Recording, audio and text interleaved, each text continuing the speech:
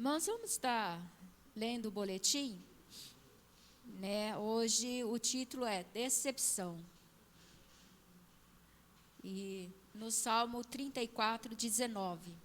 Muitas são as aflições do justo, mas o Senhor de todas a livra.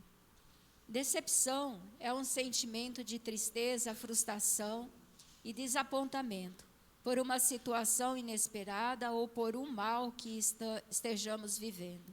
Sem dúvida, é algo que todos experimentamos vez ou outra na vida, da qual ninguém está imune. Quem nunca se sentiu decepcionado por causa de relacionamentos, um amor não correspondido com a política, com as amizades, com a igreja, com o time de futebol, com pessoas e tantas outras situações? Infelizmente, todos estamos fadados a passar e experimentar o amargo da decepção. É um remédio ruim, mas que precisamos tomar para sarar, crescer e amadurecer. Não dá para reprimir ou fugir da decepção.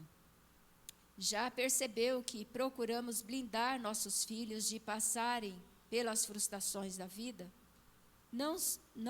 Isso não é bom, pois é o meio do enfrentamento que vamos sendo moldados para aprendermos a lidar com as emoções dolorosas que ainda estarão por vir. O salmista não maquia a nossa situação neste mundo, mas são as aflições do justo. Não são poucas as lutas, as dificuldades, os temores, as lágrimas e as tristezas. No mundo, a certeza que temos é que o nosso Deus nos livra de todas. Livrar não quer dizer que não teremos problemas e dias ruins. Livrar é sabermos que Ele está conosco no meio do fogo, atravessando águas turbulentas, segurando firme nossas mãos. E não poucas vezes carregando-nos no colo. Que Deus nos ajude a superar as desilusões, as decepções da vida. Espera tu pelo Senhor, anima-te e fortalece o teu coração. Espera, pois, pelo Senhor. Salmo 27, 14. Reverendo Altieres Fernando Miola. Esse é algo que todos nós passamos, né? E todos nós vivemos certas situações na nossa vida, né? Que causam, decepção. Mas algo nós podemos ter a certeza, né? De que todas elas nós não estamos passando sozinha. Porque o Senhor está conosco, né? Ele é que nos dá ânimo, força e fortalece-nos a cada dia, né? Amém? Está convidando o louvor neste momento?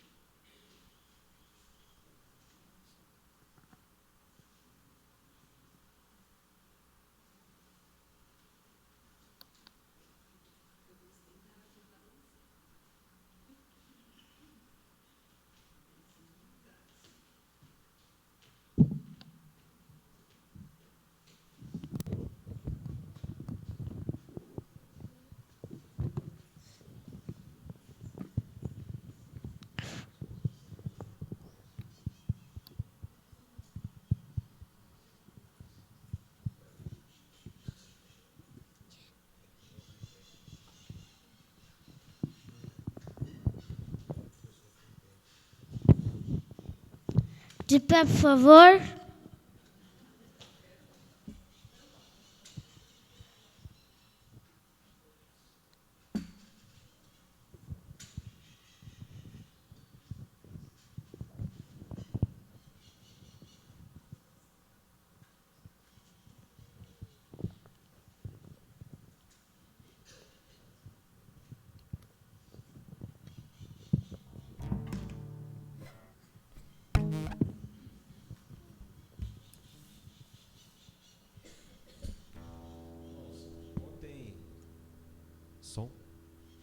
Som. Ontem nós tivemos o Clube do Livro, né, às 18 horas. E durante o Clube do Livro, a gente está convidando aqueles pais que têm crianças, né? Para estar vindo no Clube do Livro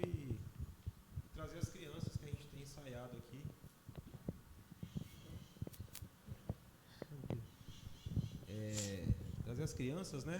E aí os pais, né, os responsáveis ficam lá no Clube do Livro, e as crianças ficam comigo lá de cá. Tá? Hoje estava um pouquinho frio, né? Aí nós tivemos os dois aqui, nós colocamos o grupinho lá, tá? E assim nos próximos, aqueles que quiserem e puderem, tá? Poderão estar vindo aí. E eventualmente a gente vai estar ensinando um pouquinho de bateria, um pouquinho de bongô, chocalho. Vamos fazer uma recriação aqui com a criançada. E automaticamente a gente faz um ensaio também, né? Para tocar no domingo seguinte. Tá bom? E nós ensaiamos uma musiquinha ontem. Qual foi a musiquinha? Esqueci. Vixe, e agora? Sempre sou feliz, né?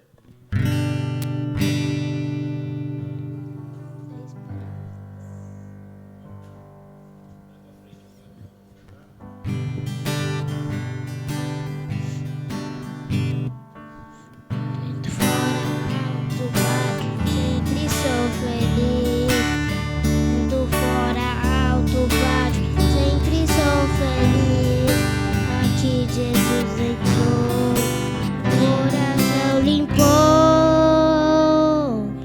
Por dentro, fora, alto, baixo, sempre sou feliz. Por dentro, fora, alto, baixo, sempre sou feliz.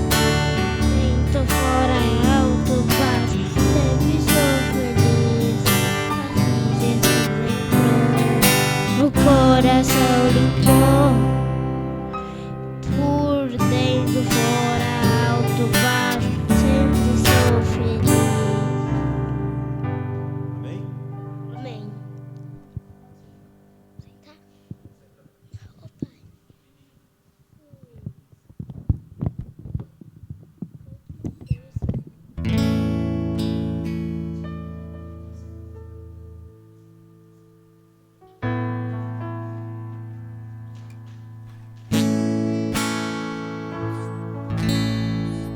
Próxima canção, irmãos. A gente vai declarar agora qual que é a nossa satisfação em ter Cristo, né?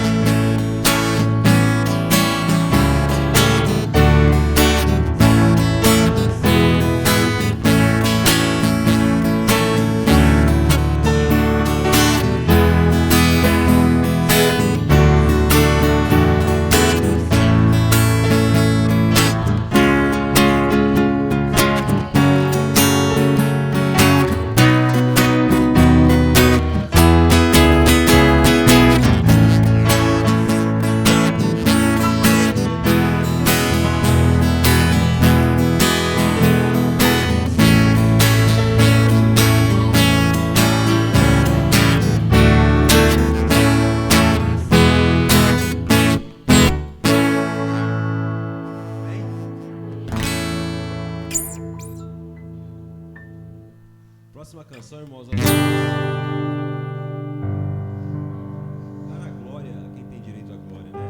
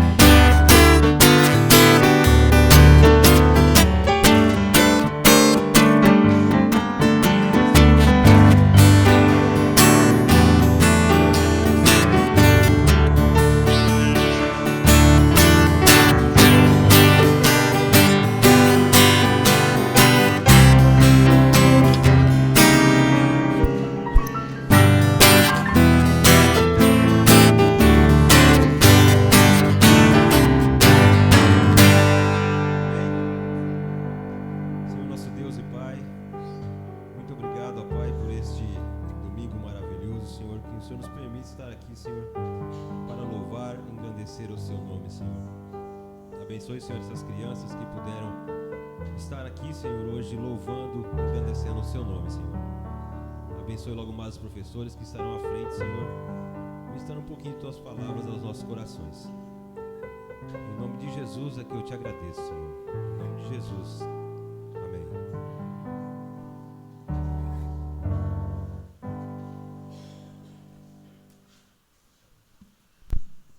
Como é bom, né? Saber que Jesus é que nos sustenta. Ele é a satisfação, né? E que toda a glória, toda a honra seja dada a Ele. Aniversariantes, durante a semana, nós tivemos 3. A Eduarda Corsalete, a Gisele Ferreira e a nossa irmã Dolores Jimenez Steste, né? A Gisele não está presente, a Eduarda... Não. A Geisa, você pode vir, Geisa? E a Dolores... Oi, Ivan, você pode representar a Dolores?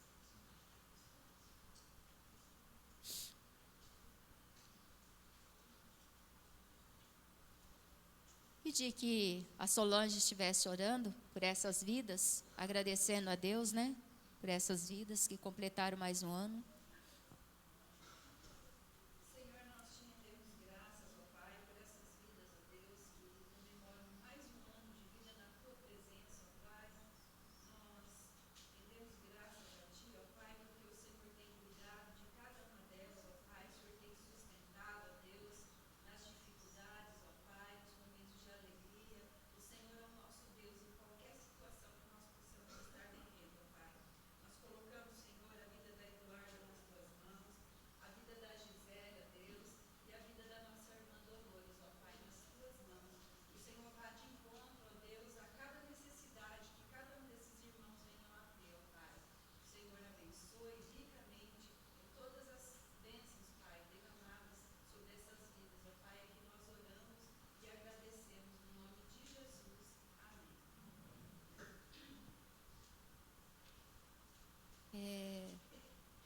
União conjugal ainda nós teremos ainda, né? Aí, mas que os irmãos estejam orando, né? Pela vida do Wellington e da Luciene Sierra, né? Que dia 27 eles estarão tendo aí aniversário de união conjugal. Os irmãos estejam lembrando durante a semana de estar orando por esse casal. Aviso, nós temos aí no boletim. Nadir, você quer deixar para depois ou você quer comentar alguma coisa? Uhum. Tá. Ontem a Nadir esteve em Martinópolis, né? Na reunião da SAF, da federação, né? E estamos aí com um desafio para este ano, né? Aí a SAF de poder estar trabalhando, de poder estar desenvolvendo, né? O trabalho dela na igreja e fora também, né? Que os irmãos estejam orando também pelas sociedades internas da igreja e possamos, Senhor, estar diante, né, desse desafio, estar levando o trabalho, podendo estar levantando, podendo estar suprindo, né, as necessidades também. Que o Senhor nos abençoe neste dia. Estaremos agora separando em salas. Amém?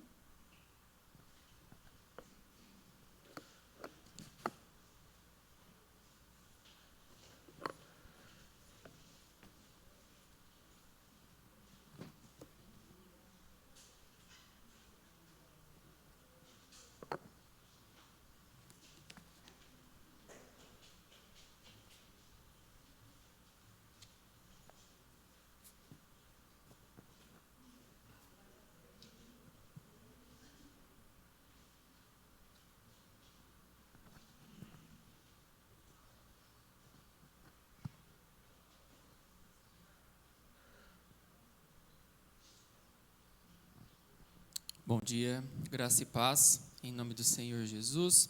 Que Deus nos abençoe nessa manhã de estudo, que Deus nos abra a mente e o coração para compreendermos a sua palavra e estudá-la com todo temor no nosso coração. Abra sua Bíblia na carta de Paulo aos Gálatas, capítulo de número 4.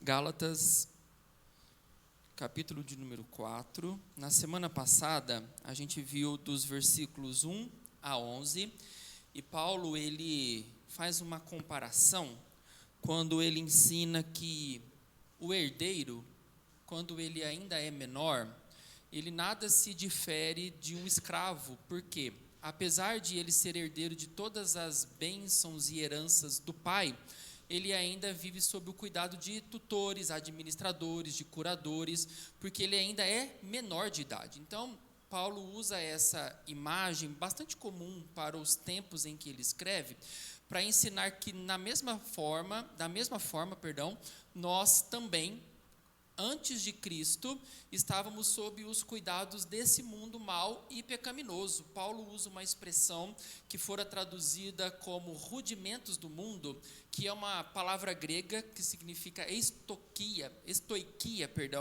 e essa era uma palavra bastante comum, porque ela fazia menção a espíritos que eles acreditavam que eram os que regiam e organizavam o mundo. Então, dentro dos elementos naturais, terra, fogo, água e ar, eles acreditavam que existiam alguns espíritos que estavam por detrás desses elementos, e eram estes espíritos que geravam e organizavam todas as coisas. Paulo, ele vai entender que estes espíritos que eles criam, nada mais é do que eram demônios que os escravizavam, ídolos, idolatrias, que estavam por trás desses elementos físicos e naturais, que então eram objetos de adoração e de servidão. E Paulo diz assim: nós também, uma hora, estávamos servindo e sob os cuidados destes ídolos, estávamos servindo a estes espíritos, estávamos totalmente submissos à escravidão.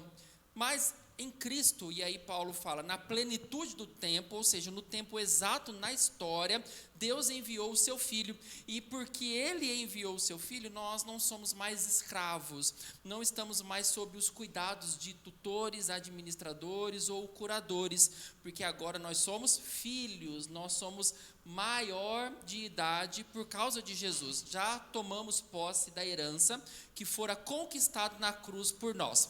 E aí, o que Paulo quer ensinar é, não faz sentido, já que vocês são livres de todo o pecado, de toda a idolatria, de toda a ação demoníaca, de todos os espíritos que estão por aí dizendo, entre aspas, controlando as situações da vida, agora que vocês são livres, vocês não podem voltar a se render a essas idolatrias do seu tempo. Não faz mais sentido, já que Cristo se deu, morreu por nós, vocês voltarem aos seus atos pecaminosos de outrora. Não faz mais nenhum sentido você voltar à sua velha natureza, você voltar ao seu estado de calamidade sem Cristo, porque agora Cristo chamou vocês, resgatou vocês, transformou, limpou, mudou a vida e a história de vocês. Faz sentido isso para vocês? Faz sentido que não é impensável nós voltarmos às nossas práticas antes de Cristo como se fosse normal? Não faz sentido, e é isso que Paulo está querendo inculcar na igreja da Galácia. Irmãos, vocês estão voltando a estes rudimentos, e vai chegar um momento em que Paulo vai falar, estes rudimentos, eles são pobres e eles são fracos, eles não têm a força em si mesmos. Por quê? Porque eles foram despojados por Jesus. Os demônios não têm mais qualquer ação ou atividade sobre nós. Eles não controlam mais as nossas mentes, corações, vontades, não determinam mais a nossa vida. Por quê? Agora eles se tornaram enfraquecidos. Cristo venceu ele na cruz. Cristo derrotou a morte, derrotou o inferno, Cristo derrotou anjos maus e potestades. É essa a ideia que Paulo está querendo trazer para o coração da igreja. Em resumo, não faz sentido, agora que nós temos Cristo, voltarmos às práticas das velhas coisas, voltarmos às práticas das coisas pecaminosas que fazíamos sem Cristo. E aí, Paulo termina o versículo de número 11, dizendo assim, eu receio que o tempo que eu fiquei aí entre vocês foi em vão, que o meu trabalho foi totalmente em vão e que não há frutos daquilo que eu fiz. A gente sente em Paulo um tom de decepção, um tom de tristeza por causa da situação dos Gálatas. Na verdade, tudo começa quando Paulo quando ele escreve a carta lá no capítulo de número 1, ele fala assim: eu estou boquiaberto diante do que vocês estão vivendo, porque eu preguei o evangelho da verdade para vocês, anunciei Cristo, anunciei de maneira tão vívida que era como se vocês pudessem vê-lo ali naquela cruz, pagando o preço do pecado de vocês, e agora vocês estão se rendendo a um falso evangelho, que nem evangelho é, senão uma distorção da verdade. Então a carta que Paulo escreve, ela é num tom de profunda angústia, de tristeza, porque ele é como um pastor que pregou o evangelho, que visitou as ovelhas, que trabalhou, que fez o seu trabalho, que pregou a palavra de Deus com toda firmeza, que doutrinariamente foi firme, que não desviou de pregar tudo o que era necessário, de anunciar todo o conselho de Deus, de anunciar toda a verdade, sem se desviar para agradar o seu público, sem maquiar a mensagem para que ela se tornasse palatável ao gosto do seu auditório, e no final das contas ele olha e fala assim: e vocês mesmo assim se desviaram, e vocês mesmo assim continuaram vivendo na prática de pecados de vocês. Vocês estão voltando a ser quem vocês eram, mesmo depois de ter me afadigado em pregar a palavra de Deus ao coração de vocês. É esse o tom que permeia a carta dos Gálatas. E aí, versículo de número 12, Paulo diz assim, capítulo 4: sede qual eu sou, pois também eu sou como vós, irmãos, assim vos suplico, em nada me ofendestes. É uma ideia difícil de compreender o que Paulo está dizendo aqui, mas em resumo ele está dizendo assim: irmãos, sejam como eu. E o que Paulo está falando? Eu sou judeu, nasci dentro do judaísmo, dentro da religião dos fariseus, mas agora, apesar de ser judeu, eu estou livre dos ritos normais para os judeus. Eu não fico mais guardando sábado, eu não fico mais me preocupando com as nossas festas, eu não tenho mais preocupações com pode comer ou não pode comer determinado tipo de animal, eu não tenho mais preocupações com a circuncisão. Em outras palavras, irmãos, eu sou judeu, mas eu não estou mais conectado a estes ritos e cerimônias como se eles fossem imprescindíveis para a salvação, porque essas coisas, elas tiveram o seu cumprimento em Cristo. Como ele escreve em Colossenses 2, isso tudo era sombra do que estava por vir. Agora que Cristo se manifestou, agora que Cristo veio, morreu na cruz, pagou a dívida do nosso pecado, estas coisas que eram comuns no Antigo Testamento, elas passaram, e agora nós vivemos sob uma nova aliança em Cristo Jesus. Então, estão querendo fazer vocês guardarem estes rituais, mas não faz mais sentido. Façam como exatamente eu estou fazendo. Apesar de ser judeu, eu não estou mais preso a nenhum rito judaico, senão o que é mais importante: o batismo, a ceia e a pregação da palavra. Isso é o que é necessário, e crer na pessoa maravilhosa do Senhor Jesus Cristo. Então é isso que Paulo está dizendo: irmãos, sejam como eu, que apesar de judeu, não estou mais preso aos rituais dos judeus. E ele fala assim: em nada me ofendestes. É como se agora Paulo estivesse dizendo assim: irmãos, apesar do estado em que vocês se encontram, vocês não estão me ofendendo. Paulo, ele tem um coração piedoso, porque ele se sente ofendido, sim. Ele se sente ofendido porque ele trabalhou ali naquela igreja, e agora os irmãos estão tratando ele mal, e você vai entender isso nesse capítulo. Paulo trabalhou para aquela igreja, trabalhou naquela igreja, mas agora os irmãos estão tratando ele como se fosse qualquer coisa, por causa dos falsos evangelistas que estão entrando na igreja. E isso é interessante nós percebermos, irmãos, porque os falsos evangelistas que estão aí, eles não têm o caráter de querer ajuntar. O falso evangelho, a heresia que é pregada por aí, o seu trabalho é fazer o povo se perder, é fazer o povo ficar cada um por si. Você já viu uma igreja onde um falso evangelho é pregado, onde começam a abrir portas para a heresia, essa igreja se sustentar? Essa igreja permanecer unida?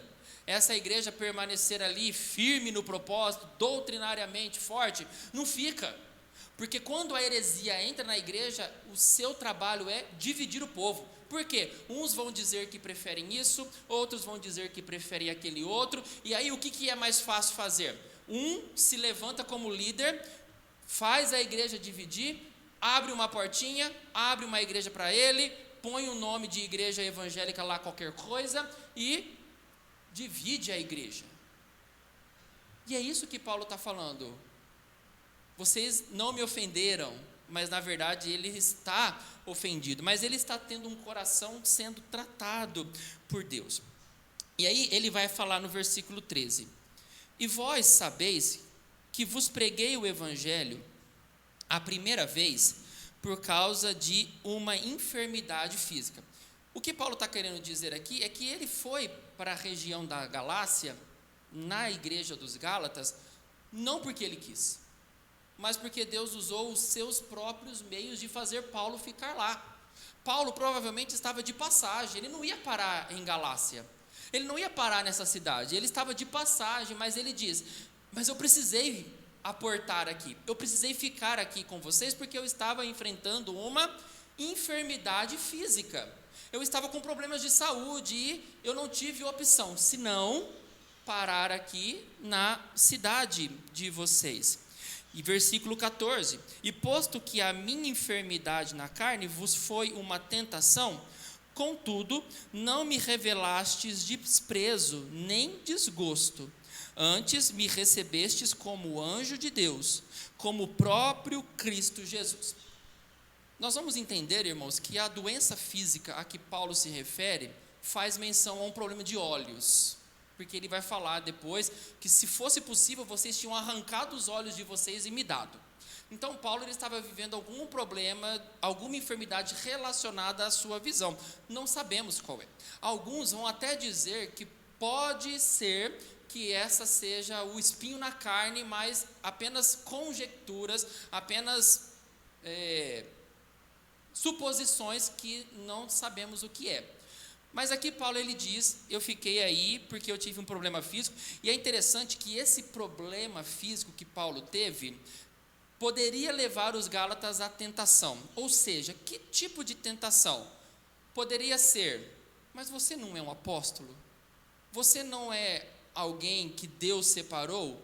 E agora você não consegue se livrar de uma doença? Você que a tantos prega Jesus, você que tanto evangeliza, você que era um homem conhecido por sua perseguição aos crentes, e agora é aí um perseguido. A mesma coisa que falaram para Jesus: você não cura os outros? Por que você não se cura a si mesmo? Não foi isso que falaram para Jesus na cruz? Você não salvou os outros? Salva-te a ti mesmo, desce da cruz.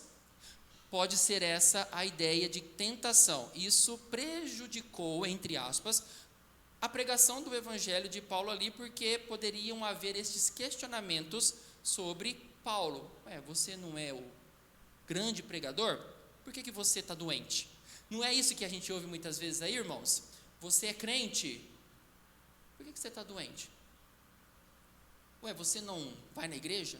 Você não dá dízimo? Você não está de domingo a domingo lá na igreja? Você não ora?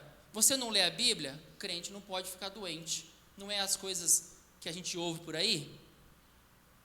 Pode ser que seja isso que Paulo esteja enfrentando. Mas acredito eu que o que Paulo esteja falando aqui, versículo de número 14: não me revelastes desprezo e nem desgosto. Parece-me que a doença de Paulo era algo que gerasse asco nas pessoas. era uma doença que, quando as pessoas olhavam, elas tapavam o olho de talvez ser muito feio de ver.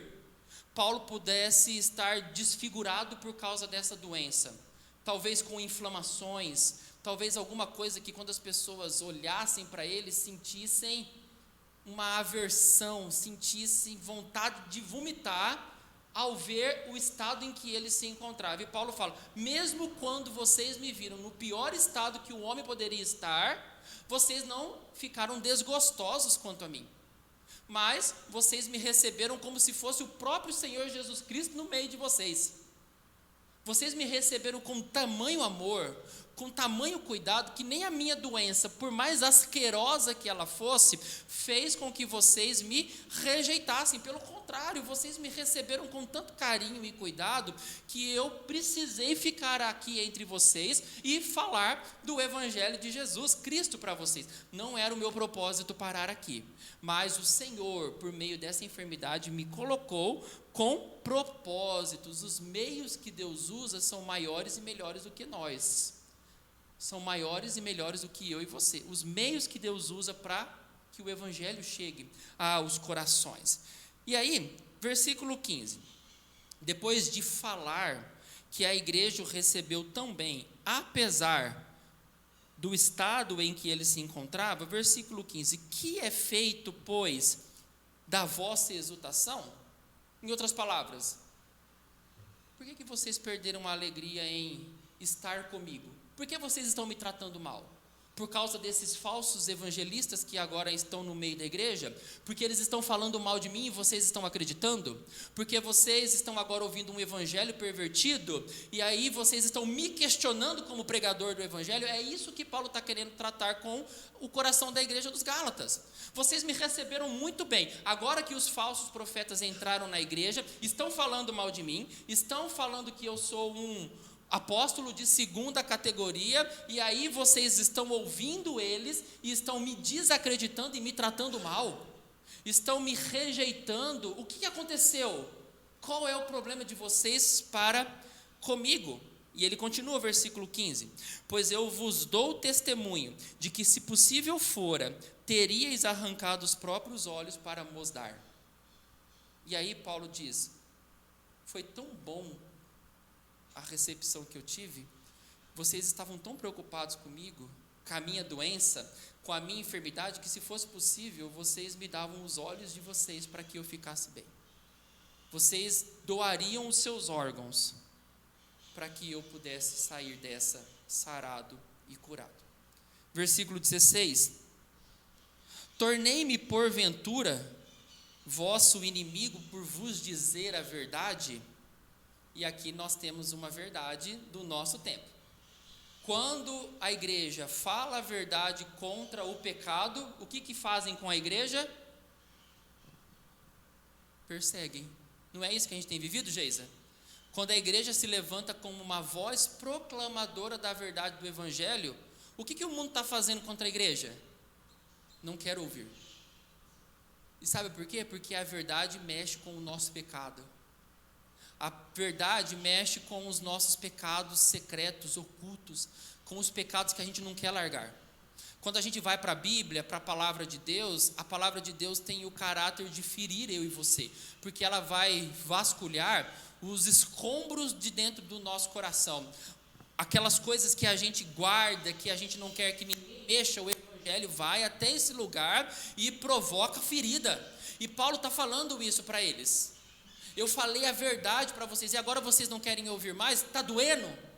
A verdade está machucando vocês? É isso que tem que acontecer mesmo. Quando a verdade de Deus é pregada, ela tem que machucar eu e você. Ela tem que descobrir o nosso coração. Ela tem que revelar a sujeira do nosso coração, porque é só assim que a gente consegue ser sarado. Sabe aquela expressão que a gente gosta de usar? Brigamos com alguém.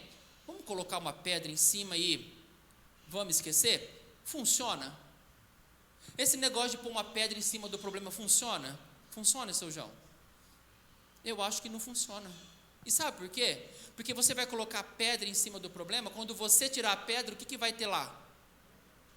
Bicho, terra infértil, vai ter todo tipo de sujeira. Esse negócio de pôr pedra em cima de problema não resolve, você tem que resolver problemas. Você não adianta querer tapar o sol com a peneira. E aí a gente pode usar aqui um monte de expressões que a gente consiga usar. Não resolve, irmãos. O que resolve problema é resolver problema. E como que a gente resolve problemas? Por meio da exposição da verdade. Não é o que a Bíblia fala para nós de maneira clara, que não é possível as trevas serem vencidas, senão pela luz. A luz rompe com qualquer trevas. E o que é a luz para a vida do crente? O que é a luz para o mundo mau e tenebroso? A palavra de Deus, a verdade. Por isso que, quando a igreja abre a boca para falar a verdade, o mundo quer perseguir a igreja. Quando o pastor, o presbítero ou qualquer que seja, pregue a verdade, e isso cutuca o coração de determinadas pessoas, as pessoas começam a falar mal da igreja, as pessoas começam a falar mal do pastor, as pessoas saem da igreja, as pessoas fazem o auê que for. Por quê? Não é culpa do pastor, não é culpa do pregador, a culpa é dela que não quer tratar o seu coração, e aí ela arranja todos os tipos de desculpas para não resolver os problemas que estão dentro dela. E aí o que é mais fácil? Terceiriza o problema. O pastor está falando diretamente para mim, o pastor está me perseguindo. Não, queridos, é a palavra de Deus que está penetrando dentro do seu coração, e Deus está querendo sarar o problema que está dentro de você. Você só precisa aguentar a dor. Você precisa aguentar a dor de ser sarado. Então, o que Paulo está dizendo é: eu preguei a verdade para vocês, e agora porque eu fiz isso, vocês não gostam mais de mim? Porque eu falei o que era necessário, agora vocês se tornaram meus inimigos? E ele diz assim: os que vos obsequiam, uma palavra difícil que Paulo usa, né? Os que vos obsequiam ou seja, aqueles que estão aí no meio de vocês, esses falsários, estão dando para vocês esses favores, esses presentes, eles não estão fazendo com sinceridade, não. Eles não estão fazendo com verdade. Pelo contrário, eles querem afastar vocês de mim, para que o vosso zelo seja em favor deles. Em outras palavras, estes que estão aí falando mal de mim para vocês, estes que estão pregando esse evangelho falso, esses que estão maquiando a verdade para agradar vocês, eles não estão fazendo porque eles estão preocupados com vocês. Irmãos, vocês acham que esses pregadores dessas igrejas neopentecostais, teologia da prosperidade, que querem o seu dinheiro, que querem os seus recursos, que diz que você tem que dar mais do que você é capaz de dar, que crente não fica doente, que crente não passa por problemas, que crente não passa por tristezas, que crente não enfrenta lutas da vida, vocês acham mesmo que eles estão preocupados com a vida espiritual da igreja? Não, eles estão preocupados com o tanto de dinheiro que vai entrar no bolso deles no final do culto. Eles estão preocupados com o que eles vão conseguir comprar depois que eles usurparem o dinheiro dos coitados que estão lá sendo enganados por esse falso evangelho. E é isso que Paulo está falando. Eles não estão preocupados com a saúde espiritual de vocês, porque se eles estivessem preocupados, eles estariam pregando a Bíblia, a verdade do evangelho para vocês, mas eles são tão falsários que eles estão enganando vocês e vocês estão caindo no papinho deles. A ideia que Paulo fala de afastar, eles querem tirar vocês de perto de mim, porque sabem que quando eu falo, eu prego no poder do evangelho de Jesus. Então o que eles querem? Sai de perto desse Paulo, não ouça o que esse Paulo tem para dizer não, porque não é bom. Eles sabem onde e com quem eles estão se metendo. Então o que é mais fácil? Isolar. Vamos nos isolar dentro do nosso cubículo e não deixar ninguém mais entrar? As seitas são assim, irmãos. É só você ver as seitas que estão por aí. Eles são um grupo fechado. Eles são um grupinho em que ninguém entra fácil. Não é assim? Veja aí, mormons, maçons, testemunhas, congregação cristã, todas essas igrejas, seitas que estão por aí, eles são um grupo fechado, você não entra fácil. Você não consegue ter acesso fácil a eles, porque eles se enclausuram neles mesmos, onde só funciona o que acontece ali dentro. Quando alguém quer enganar, ele tira você de perto dos outros, porque assim ele consegue fazer uma lavagem cerebral em você. E o que tem de crente, ditos crentes, com lavagem cerebral feitos pelos seus líderes, não é brincadeira. A igreja, irmãos, tem que ser de porta aberta. A igreja é para todos entrarem. A igreja, ela tem que ser um ambiente onde qualquer pessoa entra, mas ela não permanece como está. Depois que alguém entra aqui, começa a fazer parte da igreja, começa a ouvir o evangelho da verdade, a vida dessa pessoa tem que passar por uma extrema e profunda transformação, como o próprio Jesus diz para o Nicodemos: tem que nascer de novo. Percebam, irmãos, o problema que Paulo está tratando aqui não é um problema só lá do tempo dele, é um problema do nosso tempo. É um chacoalhão para a igreja dita evangélica abrir os olhos. Cuidado com os falsários que estão aí no meio de vocês. Eles estão querendo arrastar vocês para o mal. Eles estão dizendo mentiras para vocês. Eles querem criar um grupo exclusivista, uma igreja só de gente igual a eles. E Paulo está confrontando o coração da igreja. E aí, versículo de número 18. É bom ser sempre zeloso pelo bem, e não apenas quando estou presente convosco. É como se Paulo dissesse assim: o zelo é bom, mas eu sou zeloso não só quando estou na frente de vocês, eu sou zeloso por onde eu vou. Onde eu estou, o mesmo evangelho que eu prego para vocês é o evangelho que eu prego em qualquer lugar. A mesma mensagem que eu prego aqui é a mensagem que eu vou pregar em qualquer lugar. O zelo é bom, mas é bom que seja zeloso em todo lugar, que você seja constante em toda e qualquer situação. E me parece que os falsos profetas não são assim. Qual que é a necessidade dessa igreja? É tal, então nós vamos pregar o que vocês querem ouvir. Vai para a igreja lá de baixo? Qual é a necessidade dessa igreja? Não é a mesma da de cima? Então nós vamos pregar o que vocês querem ouvir. E aí, prega-se um evangelho adequado para cada povo. Prega-se o que é bom para cada um. Não é assim que funciona. O zelo é bom, e o que é tão importante quanto é a constância no zelo.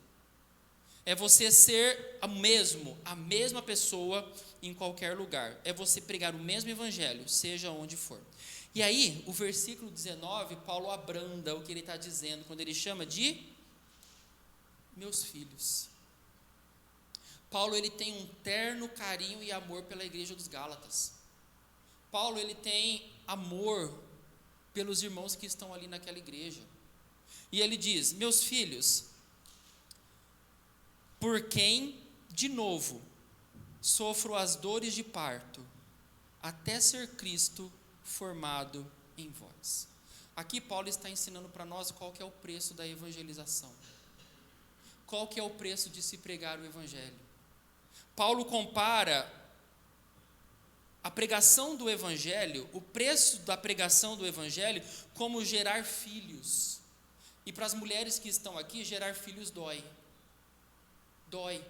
Você tem cólicas, vocês têm dores, vocês têm noites de insônia, vocês têm mal-estar, vocês têm desconforto. Estou errado para as mamães que existem aqui? Não. O que Paulo está falando é gerar filhos dói. E o que ele está falando é: eu já senti uma dor uma vez por causa de vocês, quando eu estava anunciando Jesus, e agora eu estou sentindo essa dor de novo. E isso, irmãos, é para nos ensinar que falar de Jesus e pessoas se converterem é um parto, em outras palavras. É como se fosse um parto. É você estar tão envolvido com essa gestação que você vai passar por dores, que você vai ter ânsia de vômito, que muitas vezes você vai pensar em desistir, que você vai desanimar, que você vai se sentir mal. E Paulo fala: isso é necessário para que Cristo seja formado em vós. E engana-se, irmãos, aqueles que acreditam que ser um evangelista, um pregador do evangelho é uma tarefa fácil.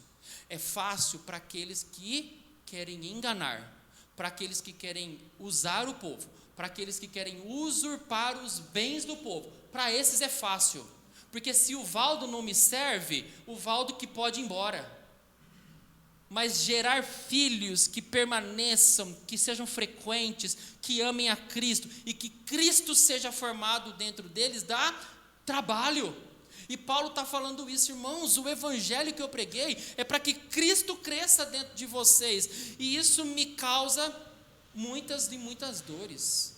Esse é o preço, irmãos, da gente pregar o evangelho. E já percebeu que a gente não gosta de passar dor? Quem aqui gosta de dor? Ninguém aqui gosta de dor. Então, quando a gente está falando do evangelho para um amigo, quando a gente está pregando o evangelho para um familiar, quando a gente está falando de Jesus para alguma pessoa que a gente gosta, já percebeu que nas primeiras... no momento em que a gente sente que não está valendo a pena, a gente larga a mão? A gente está falando de Jesus evangelizando alguém. A pessoa começou a não dar ouvidos, começou a se esquivar, a gente chama para vir na igreja 1, 2, 3 vezes, não vem mais. Qual que é a nossa atitude? Não falo mais. Se exploda. Fiz minha parte.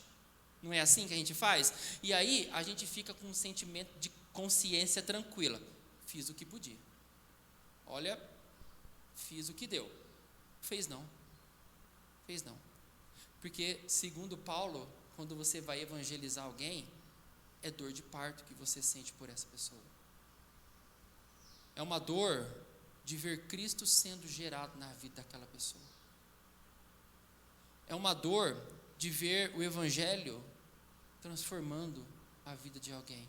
Por isso, nós temos que entender que ser um evangelista, e aqui ser evangelista não é aquele que vai para o seminário, aquele que vai para um instituto bíblico, não, todos nós somos chamados para ser evangelistas, todos nós temos a responsabilidade de ir e pregar o evangelho a toda criatura. Mateus 28, Jesus não diz, pastores, evangelistas, vão e preguem o evangelho. Esse é um chamado para igreja. Então você, como um evangelista, tem que sentir dores de parto, pregando o evangelho para a sua família. Tem que sentir dores de parto, pregando o evangelho para o seu vizinho, pregando o evangelho para o seu trabalho. Você tem que sentir como se dores estivessem acontecendo, porque isso é sinal de que Cristo está sendo formado em você, mas também e principalmente naquele para quem você está anunciando o evangelho. Então Paulo ele usa essa ilustração para poder mostrar o sofrimento que ele tem para com estes irmãos que estão se perdendo por causa dos falsários da fé. E aí ele termina no versículo 20 dizendo assim: pudera eu estar presente agora convosco e falar-vos em outro tom de voz, porque me vejo perplexo a vosso respeito. Paulo está dizendo assim, irmãos, eu queria estar aí com vocês agora, para poder falar pessoalmente com vocês em outro tom, mas eu estou de boca aberta diante do que vocês estão experimentando. Estou perplexo diante da maneira tão rápida que vocês estão abandonando o evangelho da verdade para seguir esse falso evangelho. Eu, que fui recebido como amigo, agora estou sendo visto como inimigo de vocês, porque eu prego a verdade, porque eu falo a verdade. Vocês estão se debandando pelo lado dos falsos, vocês não querem ouvir a verdade. Então Paulo sente extrema dor por causa da situação em que os Gálatas se encontram. Alguma dúvida até aqui? Não? Vamos continuar? Tentar terminar o capítulo 4? E do verso 21 ao verso 31, a gente tem um texto bastante complicado que Paulo ele vai usar para poder ensinar o que está acontecendo ali com os Gálatas. Ele vai usar a história de duas personagens bastante importantes dentro da história, que é Sara e Agar. A história com certeza você conhece. Sara era a mulher de Abraão, né?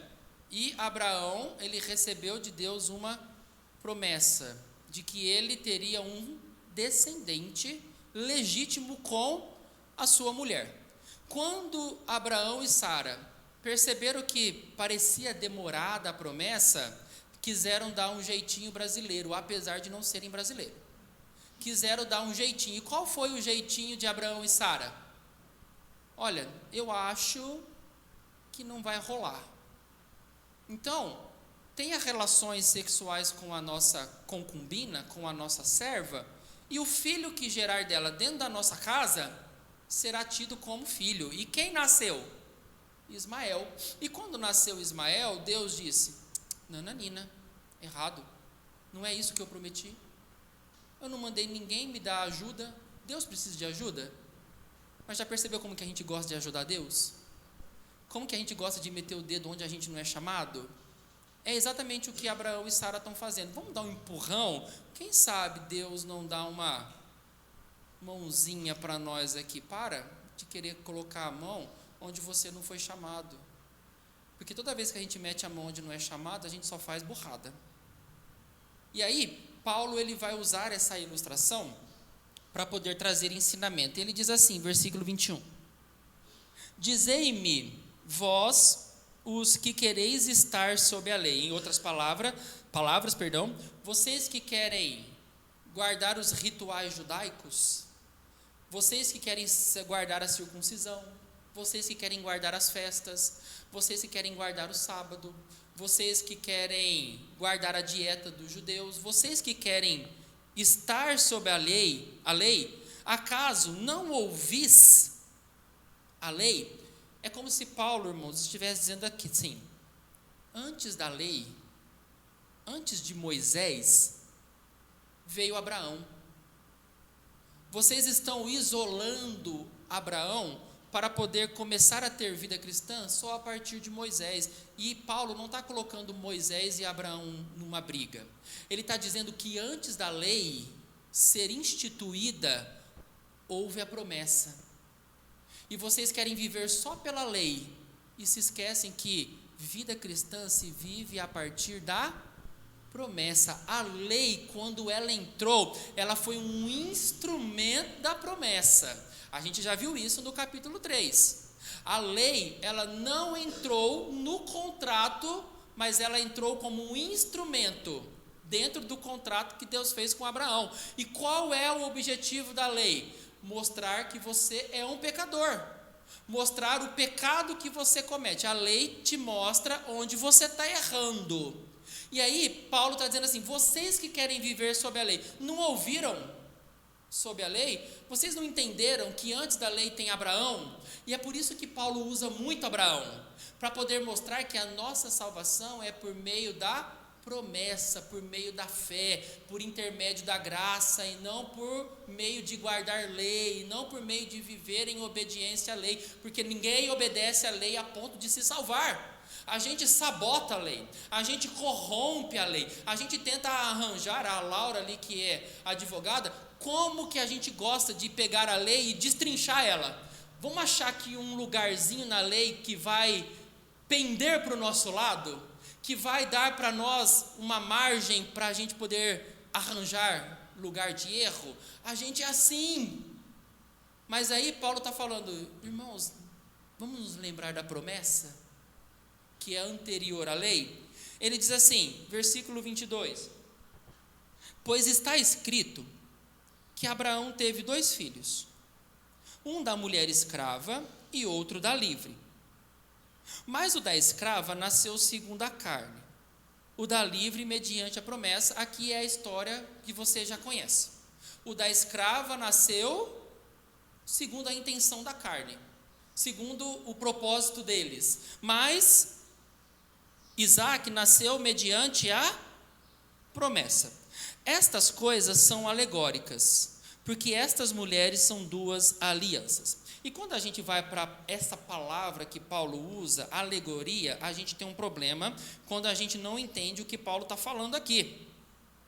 Porque quando a gente fala em alegoria é você pegar uma história e fazer com que essa história tenha significados que de fato ela não tenha. É você pegar essa história e tentar pegar cada detalhe dela e transformar em outra história. Por exemplo, uma das passagens mais conhecidas é do bom samaritano. Todo mundo se lembra dessa passagem que Jesus contou? Do bom samaritano, que foi aquele samaritano que ajudou o homem caído pelo caminho, passou o mestre da lei e não ajudou, passou o levita e não ajudou, passou o samaritano, o menos provável, ajudou aquele homem, tratou as feridas, colocou no seu animal, levou para a cidade, pagou o hotel para aquele homem se cuidar, fez tudo o que deveria ser feito pelo crente, em outras palavras. O crente não fez, mas aquele que era menos provável foi e ajudou. Diz que não sabemos se foi Agostinho ou Orígenes, que ele traduziu essa parábola do bom samaritano de maneira alegórica. E ela diz assim: o homem que estava descendo pelo caminho é Adão. Jerusalém é o paraíso e Jericó é o mundo. Os salteadores são os poderes hostis e o assalto é a queda do homem. O sacerdote é a lei, o levita são os profetas, que são incapazes de salvar o ser humano, e o samaritano é Cristo. As feridas são a desobediência. Tomar o ferido e colocá-lo sobre o animal é o novo nascimento. O animal é o corpo do Senhor. A estalagem que aceita todos os que desejam entrar é a igreja. O hospedeiro da estalagem é o cabeça da igreja que foi confiado aos cuidados dele. E o fato de que o samaritano prometeu voltar representa a segunda vinda do Senhor. É isso que Jesus está querendo ensinar nesse texto? Não é. Não é isso. O que Jesus está querendo ensinar? Que o meu próximo é aquele que precisa de mim. E não importa se ele é o meu próximo ou se ele é o meu inimigo. É isso que Jesus estava querendo ensinar.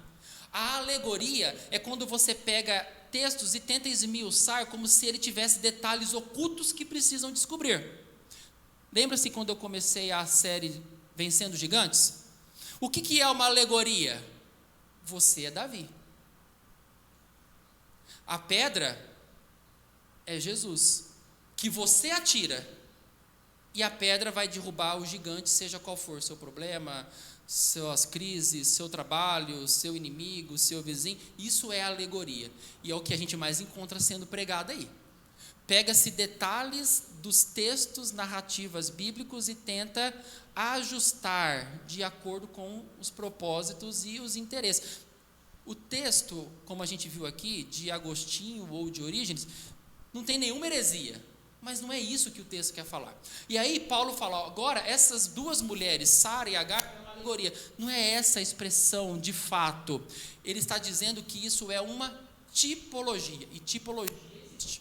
E tipologia é verdadeira. O que é tipologia? A Bíblia ela mostra um monte de tipos de Cristo. Por exemplo, quando a gente fala de Moisés, Moisés é um tipo de Cristo. Por quê? Porque Moisés é aquele mediador que leva o povo em direção à terra prometida. Ele é um tipo de Cristo, porque Cristo é o nosso mediador que nos conduz por esse deserto até a terra prometida. José é um tipo de Cristo, porque José é aquele que foi odiado pelos seus irmãos, é aquele que foi vendido como escravo, é aquele que ficou ali sob os cuidados do Egito, mas que no tempo oportuno Deus levantou José para ser o libertador do seu povo. Não é como a história de Cristo? Cristo é aquele rejeitado pelos seus irmãos, que foi levado como um escravo, como um baderneiro, como um corrupto, e que ficou ali, mas que no tempo exato de Deus, ele se levantou como Senhor para salvar o seu povo. Entendem isso? Isso são tipologias, e é isso que Paulo está falando. Essas duas mulheres, Sara e Agar, elas estão ensinando para nós alguma coisa sobre Cristo por meio da história delas. Então, Paulo vai usar esse contexto para ensinar para a gente o seguinte. Uma, na verdade, se refere ao Monte Sinai, que gera para a escravidão. O que aconteceu no Monte Sinai, irmãos? Vamos lá para a história bíblica. O que aconteceu no Monte Sinai? Os 10 mandamentos. Então ele está falando assim, que a lei que foi dada no Sinai, ela não era para salvar, mas a lei nos escraviza, porque a lei mostra que nós somos pecadores. Consegue entender o que Paulo está falando aqui? O Sinai é o lugar onde a lei foi dada. A lei tem o propósito de nos escravizar. É isso que ele fala. Se refere ao Monte Sinai, que gera para a escravidão. Esta é Agar. Agar é a que concebeu um filho mediante propósitos humanos. Abraão e Sara colocaram o dedo na história. Ora, Agar é o Monte Sinai na Arábia e corresponde a Jerusalém atual, que está em escravidão com seus filhos. E aqui Paulo está falando de Jerusalém, a Jerusalém terrena, que está sob os efeitos da lei. Os fariseus estão ali, os mestres da lei estão ali ensinando para o povo que, se você não guardar a lei como foi dada por Moisés, você não será salvo. Você não vai ter um encontro salvador, porque você não está obedecendo a lei que foi dada por intermédio de Moisés. Faz sentido isso para vocês? O que ele usa a imagem de Agar, Monte Sinai que deu a lei, e Jerusalém sob os efeitos da lei? É isso que Paulo está falando.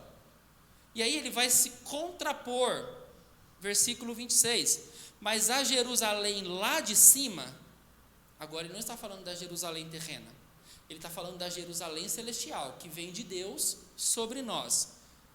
Ela é nossa mãe. Por quê? A salvação, irmãos, como Paulo está dizendo, não vem dessa terra. A salvação não vem da Jerusalém terrena. A salvação não vem dos acordos terrenos. A salvação, ela vem de onde? De cima. Ela é celestial. Por isso que a salvação não pode sair dessa terra. Por isso que guardar a lei é viver sob escravidão, porque a lei nos aprisiona, mas a nossa salvação vem da onde? E Paulo está falando da Jerusalém, que é celestial. E ele continua citando aqui um texto do Antigo Testamento lá de Isaías.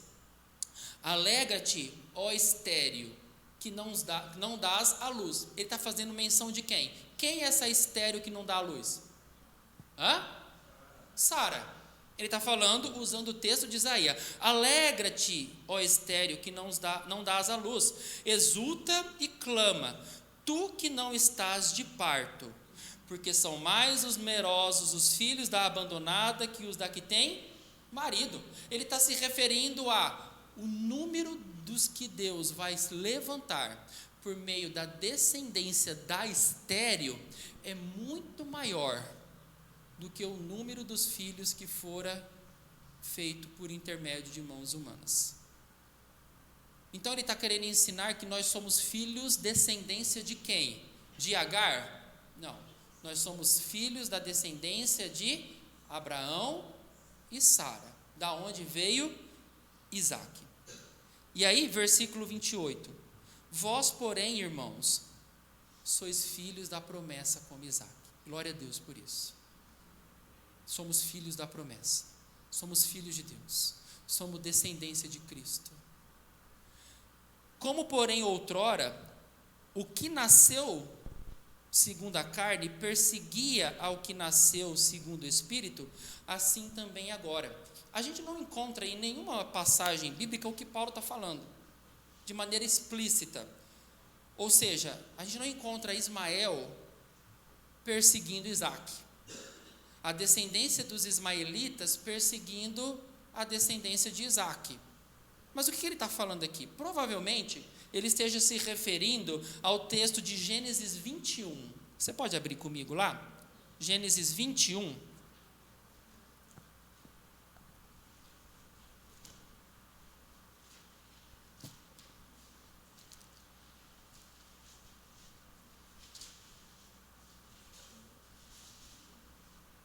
Gênesis 21 é o texto onde nós temos agora as duas crianças juntas, Ismael e Isaac.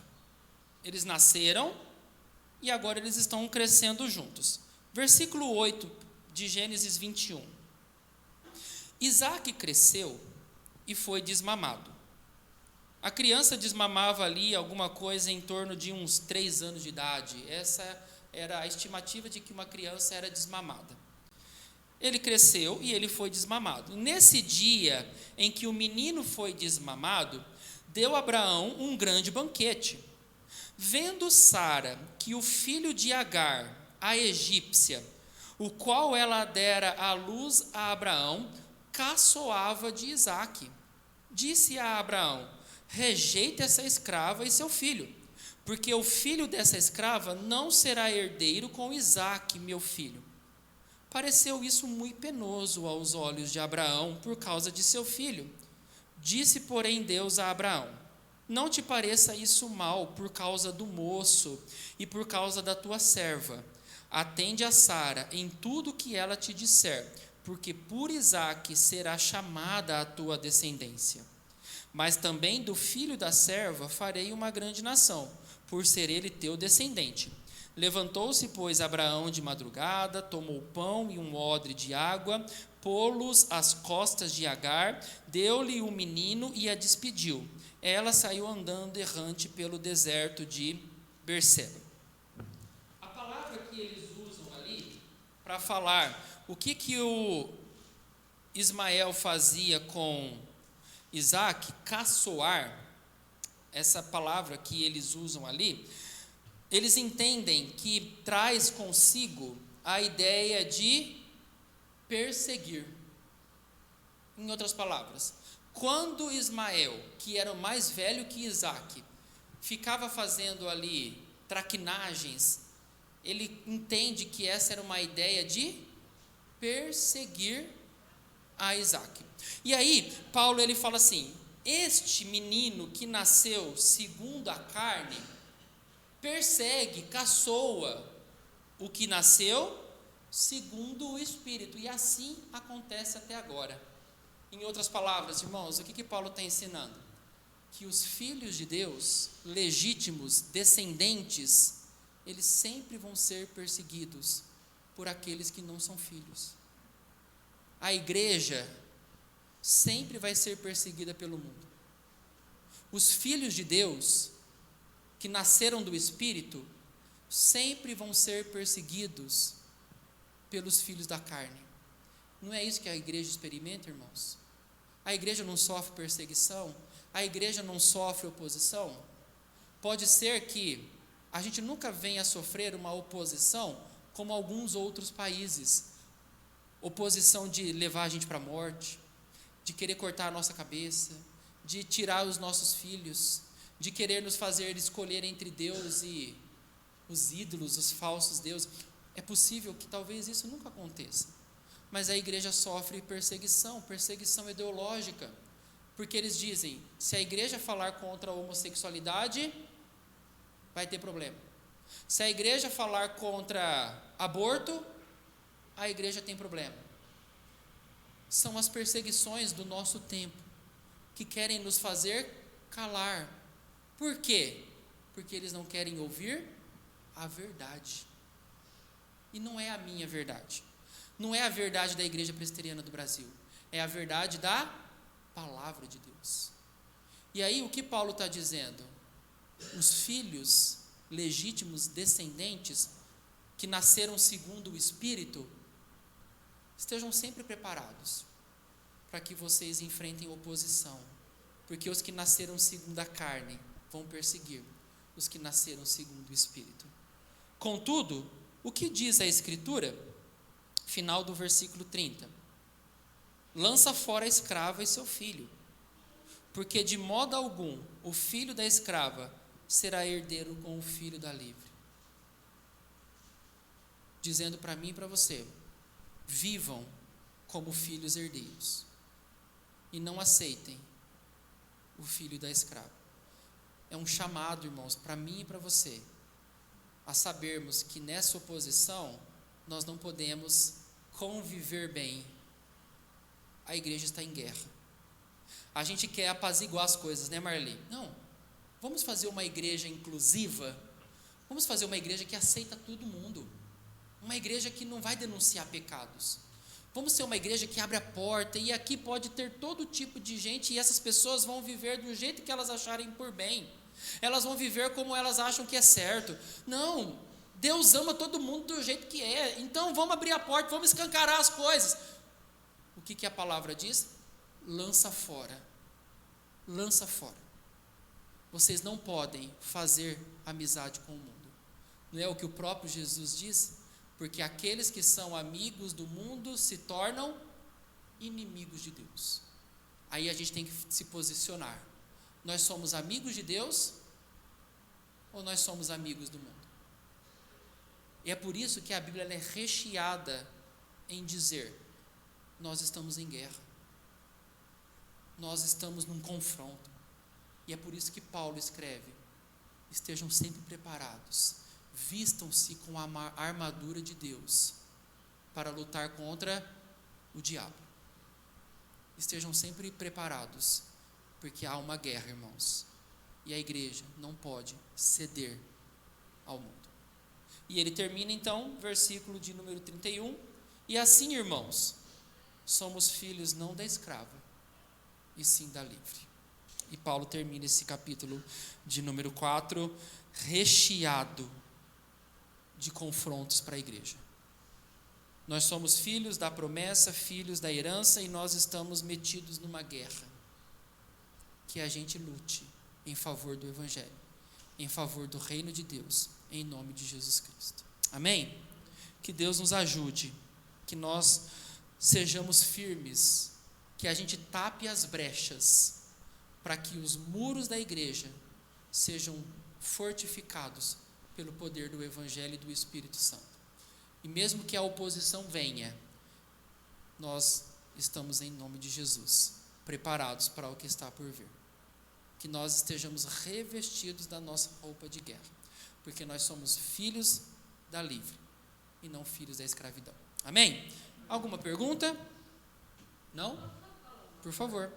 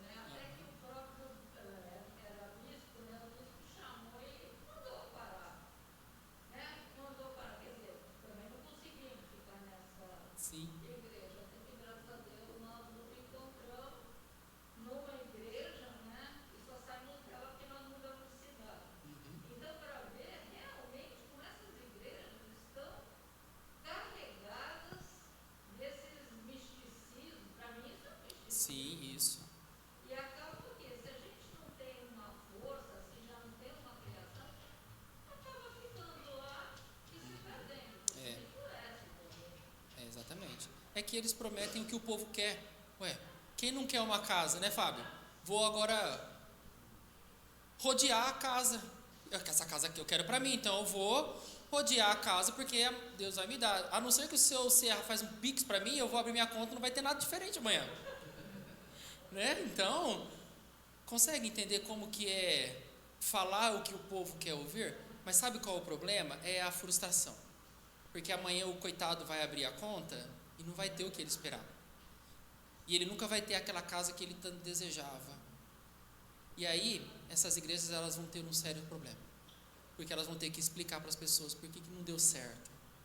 E é aí que as nossas igrejas bíblicas têm que estar preparadas para receber essas pessoas.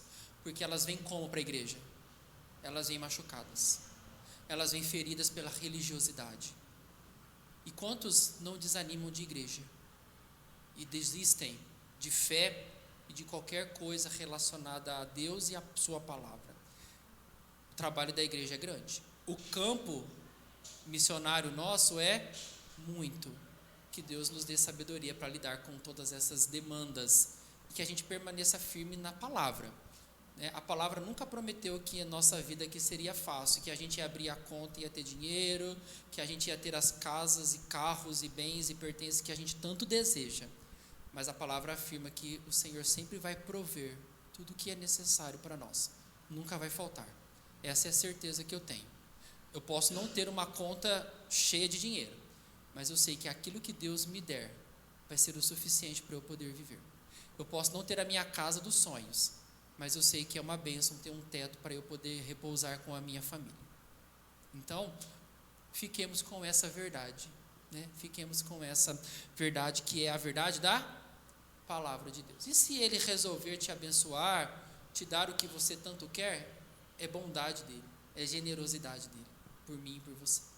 Vamos nos colocar de pé, irmãos, vamos orar? Ó Deus, obrigado pela Tua palavra. Ajuda-nos a viver como livres. Ajuda-nos, ó Deus, a vivermos como uma igreja santa, fiel ao Senhor. Ajuda-nos, ó Deus, a amar a Sua verdade, mesmo que ela machuque e doa, mas que a gente ame a verdade do Senhor, porque ela nos transforma, ela muda a nossa vida. A Tua palavra confronta os nossos pecados para melhorarmos.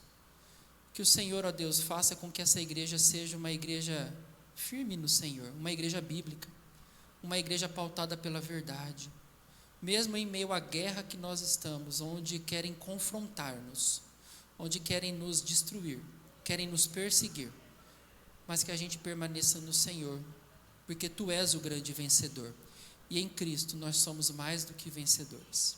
E como o próprio Senhor Jesus nos adverte, o que eles podem tirar de nós, no máximo, é a nossa vida.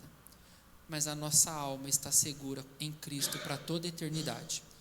Então, Pai, não nos deixe temer, mas nos faça homens e mulheres corajosos, que vão até o fim, por causa de Jesus Cristo.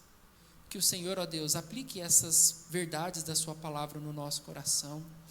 Da mesma forma como Paulo pregou para a igreja dos Gálatas a verdade, para que eles ficassem de olhos abertos contra os falsários da fé, que nós também estejamos assim.